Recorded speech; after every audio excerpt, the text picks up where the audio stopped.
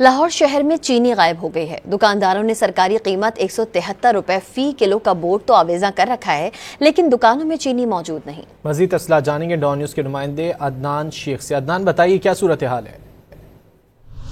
आज बिल्कुल शहर लाहौर में चीनी नापैद हो गई है और शहर की मुख्तलिफ दुकानों पर सरकारी रेट 173 तो लिखा हुआ, लेकिन चीनी मौजूद नहीं है।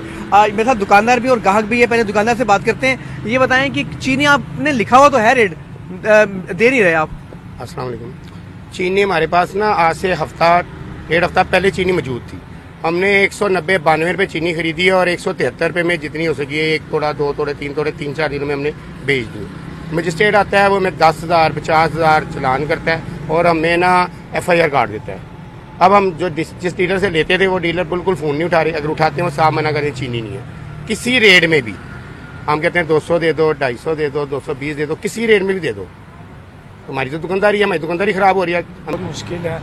मैं सुबह उठ के अब जो है बच्चों के दूध के लिए चीनी नहीं है। अब मुझे जाना पड़ रहा है कहीं आगे जाके। पहले इधर से मिल जाती थी, अब इधर भी नहीं है।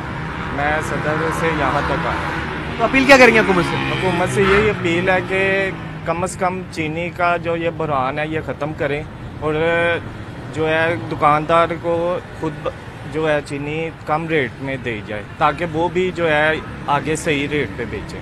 बिल्कुल, आपने दुकानदार और ग्राहक दोनों की बात सुनी और दोनों ये कहते हैं, दोनों शिकवा सुनाए कि चीनी मिल नहीं रही है। लिहाजा हुकूमत को चाहिए कि फिलफौर इस जो है बहरान जो है उस पर काबू पाया जाए और चीनी आवाम को दी जाए।